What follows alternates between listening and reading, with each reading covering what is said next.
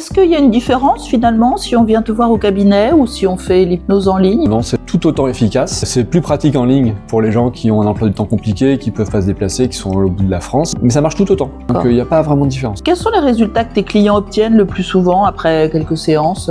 Donc c'est des résultats positifs qui sont dans le mouvement. Moi j'aime bien avoir cette métaphore du mouvement, de la mise en mouvement. Ça peut ne pas être des résultats immédiats, mais il y a comme un mouvement qui est initié et qui permet aux personnes de voir la vie autrement, de voir leurs problématiques autrement, de comprendre qu'ils ont un rôle dans tout ça et qu'ils sont maîtres de leur changement. Et quels sont les plus grands malentendus autour de l'hypnose à ton avis?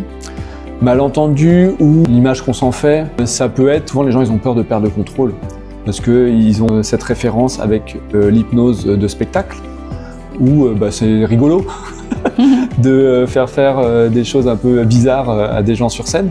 Donc ils se disent on va me faire des choses bizarres ou on va voir une partie de moi que j'ai pas envie de montrer. Ça peut aussi bien revenir. Et donc là, c'est à moi de leur dire de toute façon, partagez avec moi que ce que vous avez envie de partager. À tout moment pendant la séance d'hypnose, si vous voulez sortir de l'état d'hypnose, vous ouvrez les yeux, vous revenez au présent. Donc il y a cet aspect confidentialité, sécurité, bienveillance qui doit être vraiment le socle en fait d'une séance d'hypnose. Et ton approche de l'hypnose, tu dirais en quoi elle est différente? Chaque praticien est différent déjà. La mienne différente, peut-être avec mon parcours.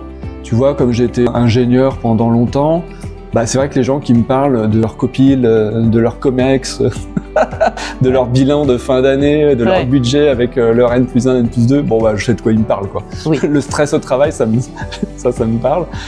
Après, voilà, ce que j'ai envie de dire, c'est aller voir les commentaires des gens qui ont fait des séances avec moi.